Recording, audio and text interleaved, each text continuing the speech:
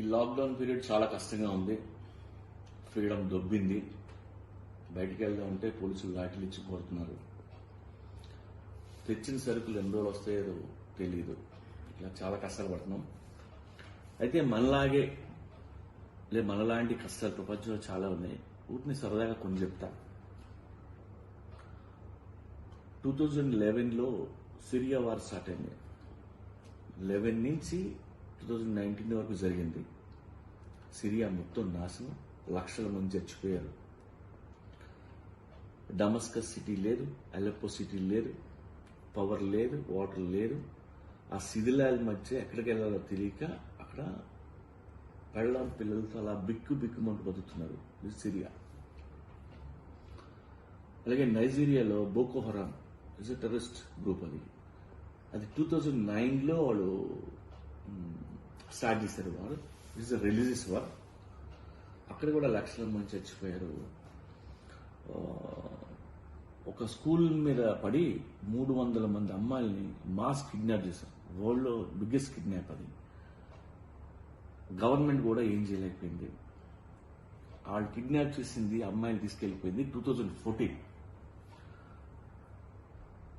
చాలా మందిని రేప్ చేశారు. తప్పించుకోవాలని చూసిన వాళ్ళని చంపేశారు. ఆ మిగిలిన వాళ్ళందరూ వాళ్ళ ఇళ్ళకి చేరారు. ఎప్పుడంటే 2019లో. అంటే ఇన్నేళ్లు ఆడపిల్లలు కానీ వాళ్ళ ఇంట్లో వాళ్ళు కానీ ఎంత ఏడ్చుంటారు. ఇది నైజీరియా. అలాగే మైగ్రెంట్స్ కంట్రీ వదిలేసి వేరే కంట్రీలకి వెళ్ళిపోదాం, బతుకుదాం అని వెళ్ళిపోయి ఆ బోర్డర్లో ఏడుస్తూ, లేదా ఒక కంట్రీలో ఇల్లీగల్గా ఎంటర్ అవుతూ వాళ్ళు బతుకుతున్న వాళ్ళు దగ్గర 200 మిలియన్ పీపుల్ ఉన్నారు. మీరు గ్రీస్ వెళ్తే మస్డోనియా బయట పెద్ద ఫెన్స్ ఉంటుంది. ఆ ఫెన్స్ యువతల మొత్తం పీపుల్ అందరూ నించుని ఉంటున్నారు తిండి లేకుండా. ఆ పోలీసులు లోపల రానివ్వరు. ఇది ఒక కండిషన్. ఇది మైగ్రెంట్స్ పరిస్థితి. సేమ్ లైక్ బంగ్లాదేశ్ నుంచి ఇండియాకి ఐదర్ బతకాలని మోటివేషన్ ఆర్ లేదంటే బ్యాడ్ ఇంటెన్షన్తో కూడా రావచ్చు. చాలా మంది ఫెన్స్ దాటడానికి ట్రై చేస్తుంటారు. మన బిఎస్ఎఫ్ వాళ్ళు షూట్ చేసి చంపేస్తుంటారు. ఆ ఫెన్స్ ని హ్యాంగ్ అయ్యి ఆడవాళ్ళు పిల్లలు అంత సవాలు ఉంటాయి కదా. అలాగే ఆర్ఫన్స్ ఎవ్రీ డే కానీ తుప్పల్లోనో పొదల్లోనో పాడేసే పిల్లలు minimum 5,000 to 6,000 on an average per day. అందులో ఎంతమంది బతికారు, లేదు ఎంతమందిని అడాప్ట్ చేసుకున్నారు, లేదు ఎంతమంది పాలు లేకుండా అక్కడే చచ్చిపోయారు, దేవుడికి తెలుసు. ఇది ఆర్ఫన్స్. అలాగే ఇప్పుడు ఏ సిటీలో చూసినా ఫ్లైఓవర్స్ కింద ఎక్కడ గుడ్సుల్లో అక్కడ ఇక్కడ బతుకుతుంటారు పీపుల్. వాళ్ళు గవర్నమెంట్ రికార్డ్స్లో ఉండరు. వాళ్ళని అన్ఐడెంటిఫైడ్ పీపుల్ అంటారు. వీళ్ళు నేను ఏదో స్క్రిప్ట్ కోసం నేను ఇప్పుడు 20 years బ్యాక్ వీళ్ళ పాపులేషన్ ఎంత అని చెక్ చేస్తే 4 crores ఉంది ఇండియాలో. అప్పుడు ఇవాళ ఎంత ఉందో తెలియదు. వాళ్ళందరూ కలిపితే దట్స్ ఇండియన్ పాపులేషన్ యాక్చువల్. వీళ్ళంతా అన్ఐడెంటిఫైడ్ పీపుల్. అలాగే అమెరికా లాంటి పెద్ద కంట్రీలో టన్నల్స్ లో డ్రైనేజ్ దీంట్లో ఫ్లైఓవర్స్ కింద దాక్కుని బతుకుతుంటారు. వాళ్ళని మోల్ పీపుల్ అంటారు. అలాగే కొంత టన్నల్ పీపుల్ కూడా అంటుంటారు వాళ్ళని. అలాంటి కంట్రీలో కూడా వాళ్ళు చాలా మంది బతుకుతున్నారు. చాలా దారుణమైన లైఫ్ అండి. అలాగే బజావో పీపుల్ అని ఉన్నారు ఫిలిప్పీన్స్ దగ్గర. వాళ్ళు వాటర్లో బతుకుతుంటారు. లైఫ్ అంతా వాటర్లో చిన్న బోట్లో బతుకుతుంటారు. ఆ పీపుల్కి కరెన్సీ అవసరం లేదు. వాళ్ళు ఫిషింగ్ చేసే చేపలు పట్టుకెళ్ళి వడ్డీకి ఇస్తుంటారు. వాళ్ళు ఏవో కిరోస్ను వెజిటబుల్స్ ఇస్తే మళ్ళీ పట్టుకుని వెళ్ళి ఆ పడవల్లోనే బతుకుతుంటారు. అక్కడే పడుతుంటారు, అక్కడే చచ్చిపోతుంటారు. ఆ ఊగుతున్న పడవలో హోల్ లైఫ్ బతుకుతుంటారు. ఇది బజావు పీపుల్ లివింగ్ స్టైల్. అలాగే అండమాన్ దగ్గర సెంటినెలీస్ ఒక ట్రైబ్ ఉంది, చిన్న ఐలాండ్లో. వాళ్ళకి హ్యూమన్ కాంటాక్ట్ ఇష్టం ఉండదు. హ్యూమన్స్ ఎవరు రానివ్వరు. సో వాళ్ళు అక్కడే ఉంటుంటారు.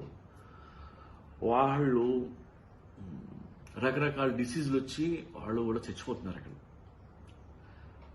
అక్కడ హెలికాప్టరు లేదంటే డ్రోను లాంటి థర్మల్ కెమెరా చేసుకుని వెతుకుతుంటే 500 people ఉన్నవాళ్ళు ఇప్పుడు 50 peopleకి వచ్చేసారు. అంటే సరైన వైద్య సదుపాయాలు ఏమీ లేక తెలియక. అండ్ 50 people కూడా ఎక్సిడెంట్ అయిపోతారా బతుకుతారా లేదా ఆ దేవుడికి తెలియాలి. అలాగే అంటార్క్టికాలో బతుకుతుంటారు వాళ్ళు 1000 to 5000 పీపుల్ ఉంటారు. అంటే స్నోఫాల్, వెజిటబుల్స్ అన్నీ మర్చిపోండి, మీట్ తిని బతకాలి, ఫ్రీజర్లో పెట్టుకొని బతుకుతుంటారు వాళ్ళు. ఇది అంటార్క్టికా. అలాగే సియాచిన్ మౌంటైన్లో మన సోల్జర్స్ అందరూ ఆ పైని ఇండియాని ప్రొటెక్ట్ చేస్తూ ఉంటారు. అక్కడ టెంపరేచర్ -50 to -60. అంటే ఎలాంటి కండిషన్, మంత్స్ టుగెదర్ ఎక్కడానికి వాళ్ళకి చాలా రోజులు పడుతుంది. ఎక్కడ మంత్స్ టుగెదర్ అక్కడ జాబ్ చేస్తుంటారు. ఇళ్ళకి ఫోన్లు ఉండవు, ఏమి ఉండవు, తినడానికి తిండి 3 పూట్ల ఉండదు. అంటే ఒక గ్యాలన్ కిరోసిన్ గవర్నమెంట్ కానీ వాళ్ళకి పంపించాలి అంటే గవర్నమెంట్కి 2 లక్షలు ఖర్చు అవుతుంది. హెలికాప్టర్ నుంచి తీసుకెళ్లి వదిలేస్తే ఆ సోల్జర్స్ పట్టుకున్నారా లేదా చేయి జారి లోయలో పడిపోయిందో తెలియదు కండిషన్. ఆ కిరోసిన్తో అన్ని ఉడకబెట్టుకుని బతకాలి. పైగా ఈ చలి కోసం ఫ్రాస్ట్ బైట్ అయ్యి ఏళ్ళు, చెవులు, ముక్కు ఇవన్నీ రాలి పడిపోతుంటాయి మన సోల్జర్స్కి. ఇది ఎన్నో ఏళ్లగా మన సోల్జర్స్ అక్కడ జాబ్ చేస్తూ ఇలాంటి కండిషన్లో ఉన్నారు.